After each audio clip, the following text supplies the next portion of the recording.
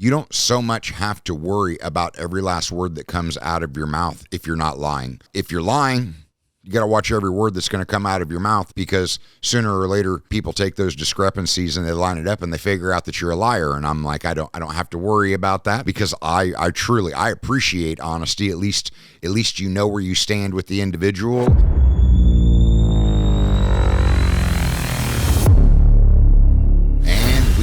Back with another episode of the Julius Files. I am your host, Jasan Julius, and I do have another, we'll call it water cooler talk. I mean, I would say that this is probably another segment along the lines of my core values of respect, rapport, reputation.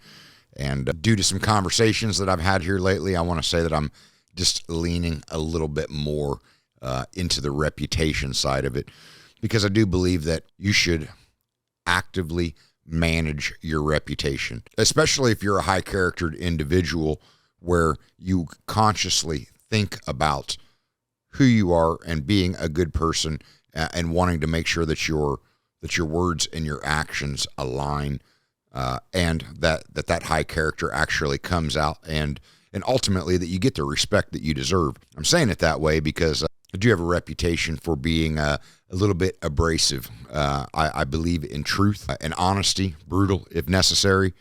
And at the end of the day, I like to get from point A to point B as quickly as possible. I'm not necessarily known for my patience. So a lot of times people use the reasoning that they need to show tact to dance around something, to more or less look out for people's feelings.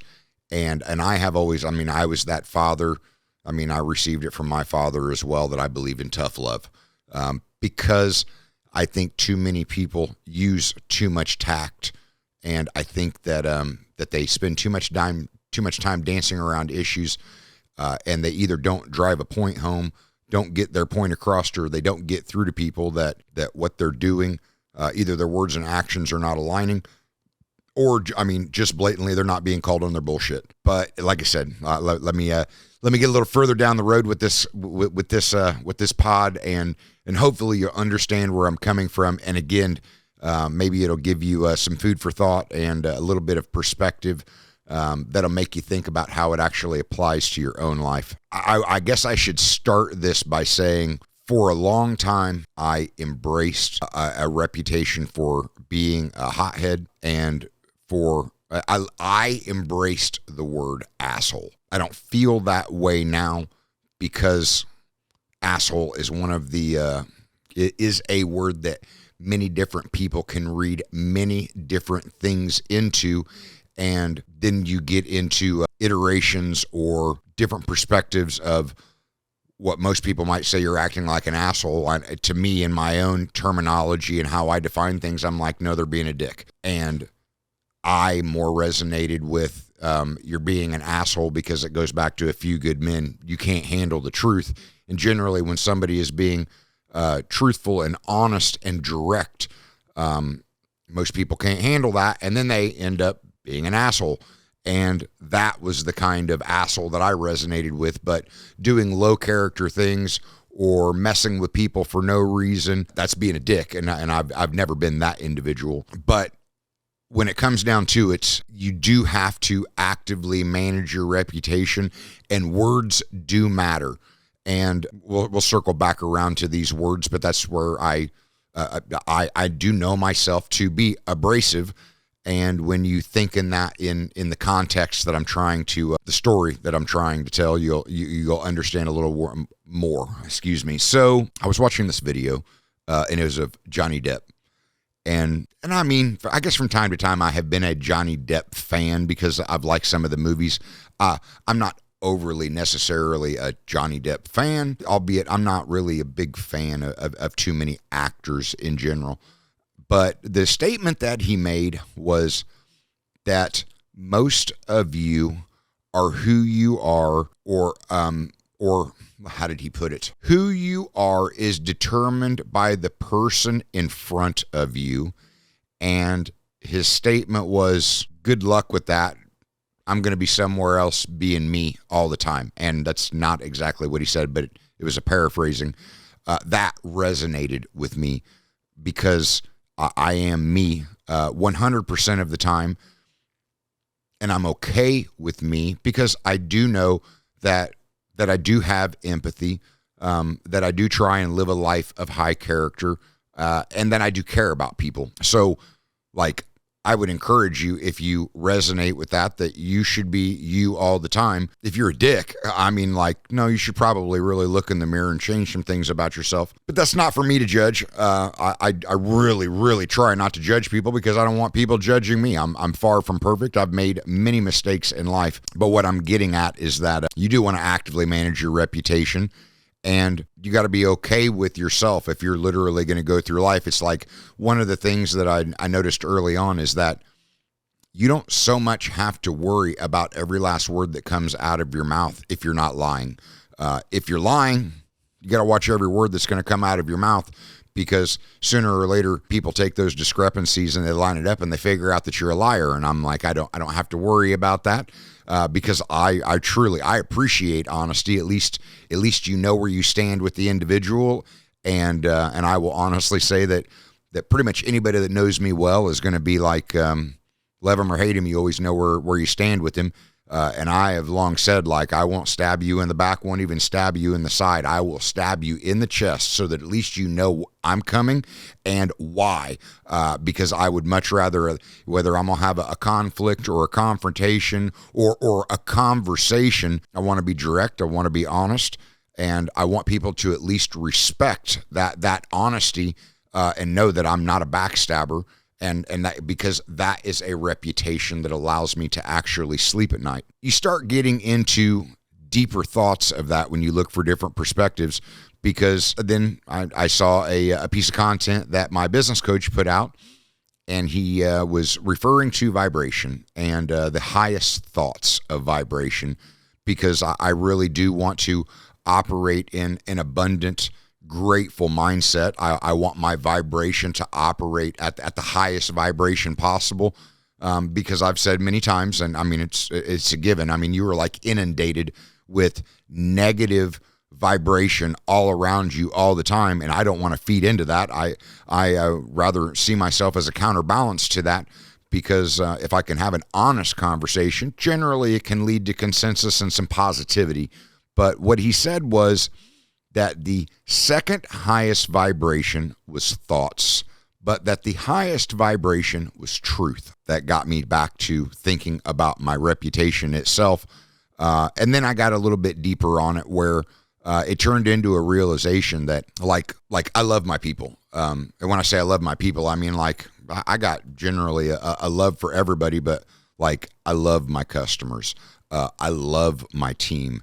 I truly appreciate them. I enjoy serving my customers. I enjoy serving my team. But when I really got down to it, then I got into a conversation with somebody, and it spawned a thought of the difference between being wanted and being needed, which led to a conversation with one of my managing partners that I didn't feel like I was wanted by anybody, that I was needed by everybody. And in that moment, she almost felt a need to defend, because she thought that I was making a like, woe is me statement. And I had to clarify that it wasn't in anything of that nature. I was just being real. I was just being honest. Because when I really started thinking deep on it, I was like, there are, like, hell, I don't even know that it necessarily applies with your kids. Like, your mate is going to want you or want your presence. So, but you say your kids might want you or want your presence, but they go through stages in life and through their ages where half the time they don't even want you. And then it comes to a realization where the only people that really want your presence, because we are so selfish and individualized, are generally people that want other people to swim in their groups of addiction. And that doesn't resonate with me. So you had to come to that reality of it's okay to be needed. And as a man and as a leader, you need to, I think that there's a certain something that feeds your soul to be needed. And generally that need is based in, like, you bring something to the table of value, so you are appreciated, you're needed. That doesn't necessarily, I mean, if you made everybody's bank accounts flush and they didn't have any responsibility and they didn't have to work and they didn't have any problems to solve, what would they want? Well, they would want a mate. Would they want to be surrounded by specific people all of the time? I mean, if you really get honest and start thinking about it, probably not. What I'm driving at is that understanding the difference between want and need, and then understanding what you're trying to accomplish inside of the group. Because in her moment where she felt like I was getting all up in my feelings, which I've been known to do from time to time, but I pretty quickly reel it in. What she said was, I got huge respect for you, but yeah, you're an asshole, and I'm fine with that. And that was when I got into the conversation with her of, there are many different versions or meanings or variations of the word asshole, and that I had evolved to a point in my life where I did not want that connotation, because I was afraid that that could be misconstrued, to which then I had a conversation with another one of my partners, and she described me as abrasive, but then she very quickly said, but like, there are some times where, like, that in itself is a compliment that you're abrasive, because sometimes that is needed. Then we get to the other times where it's like, well, maybe being abrasive is not necessarily a compliment until you pair it with, but he's always good for his word, but he's honest and truthful with you, but he would give you the shirt off of his back. So it really got me to this bigger thing of that reputation of being needed, of being abrasive and being okay with that, but wanting to actively manage the reputation to make sure that I didn't have people thinking that I was okay with being described as an asshole, because I knew the potential negative connotation that could come up with that. And if it was just a tongue-in-cheek statement or words said in passing, how the wrong thing could actually come out of that. She understood. Then I come across this meme that was like, I can't even remember the direct thing of it. It was something to the effect of, you got a problem and people need to mind their own business when you see a group of assholes gathering. And I was like, this is a perfect example of what I'm talking about, where I'm like, I need to actively manage my reputation to make it clear that where there was a time in my life that I embraced that word, that I'm realizing the negative that can come out of that. So I'm actively going out of my way to explain to my team, I'm okay with you describing me truthfully and honestly, but let's talk about the words that you're actually choosing, because I do actually and actively care about and want to manage my reputation to make sure that the right thing, and when I say the right thing, I mean the most truthful, forward, honest thing is being conveyed about me, because if it's true, I will absolutely own it. And if I think that it's negative, chances are I'll actually work on it, because again, we come back to my core values of respect and rapport and reputation. But my point is, I know that I am needed by my team, and I know that I am appreciated by my team. Why? Because they don't try and change me.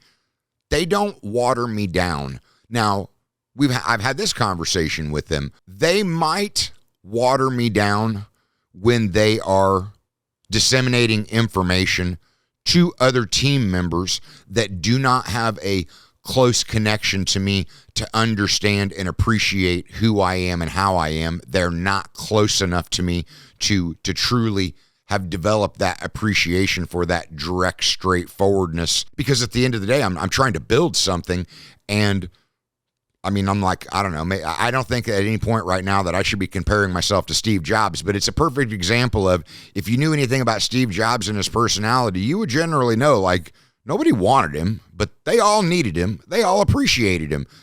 He got the job done. He produced results. He built something of significance, and that's what I'm getting at. That I appreciate my team because they don't try and water me down, and I appreciate them that they also have a closer connection to the other personalities that I don't have that are members of our team. And they will, in fact, water me down when they are delivering messages or disseminating information, but they don't ask me to water down who I am.